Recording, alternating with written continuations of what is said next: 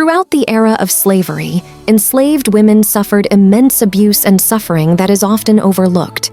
They faced physical and sexual exploitation, enduring pain and violation in the cotton fields and plantation houses. Their voices were silenced, and their bodies were treated as objects.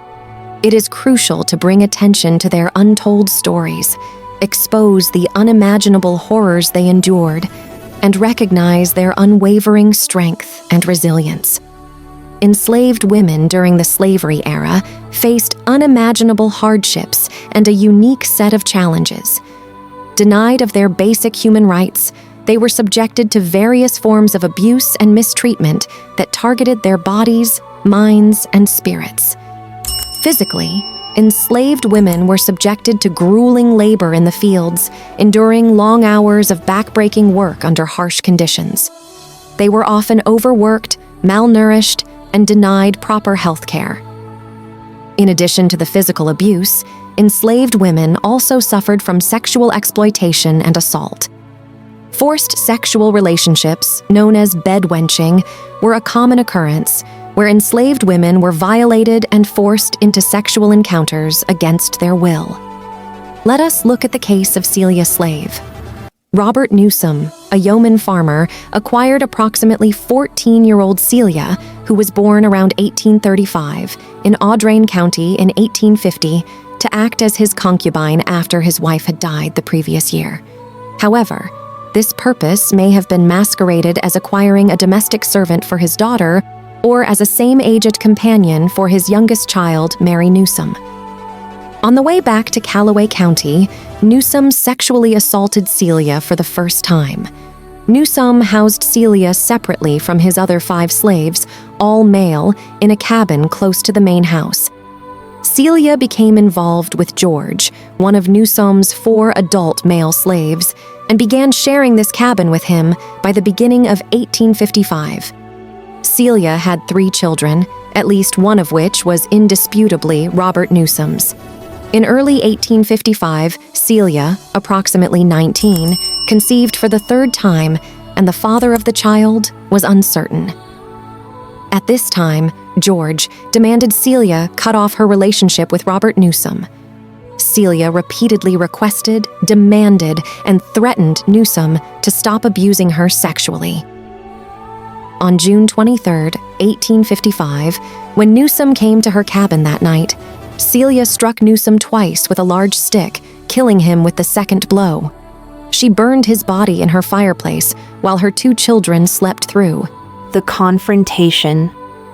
The following day, the search party consisting of the Newsom household and William Powell, a neighboring farmer, questioned first George and then Celia, who after sustained questioning, eventually confessed.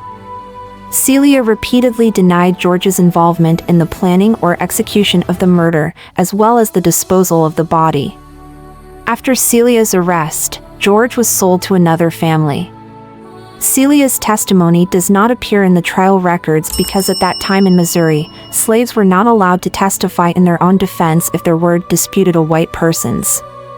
Celia's defense team, which included John Jameson, Nathan Chapman, and Isaac M. Bulwer, contended Newsom's death was justifiable homicide and argued that Celia, even though she was a slave, was entitled by Missouri law to use deadly force to defend herself against sexual coercion. The defense based their argument off of the Missouri Statute of 1845, which declared any woman could be the victim of sexual assault. The defense argued any woman included enslaved women like Celia. Celia's jury consisted entirely of white male farmers, 4 of whom were slave owners, convicted Celia on October 10, 1855. Celia's defense team filed a motion for a retrial based on alleged judicial misconduct by Judge Hall. This motion was overruled by the judge, and Celia was sentenced on October 13, 1855, to be executed by hanging November 16, 1855.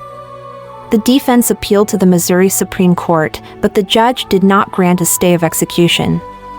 Celia escaped Callaway Country Jail on November 11 and remained at large until the beginning of December in order to prevent her death before the Supreme Court could rule on her case. Harry Newsom returned Celia to the jail after she escaped. The Callaway Circuit Court ruled against Celia's stay of execution on December 18, 1855, as there was no doubt she had killed Robert Newsom, and they judged her motives irrelevant. This confession was reported in the Fulton Telegraph and published no mention of the sexual abuse by Newsom or Celia's children by him. The night before her execution, Celia gave a full confession and once again denied that anyone had helped her, including George. On December 21, 1855, Celia was hanged at 2:30 in the afternoon. The consequences of sexual assault were devastating for all enslaved women. They experienced profound physical and emotional pain, often enduring injuries and trauma that lasted a lifetime. The shame and stigma associated with these experiences added an additional layer of suffering, as society often blamed the victims rather than holding the perpetrators accountable.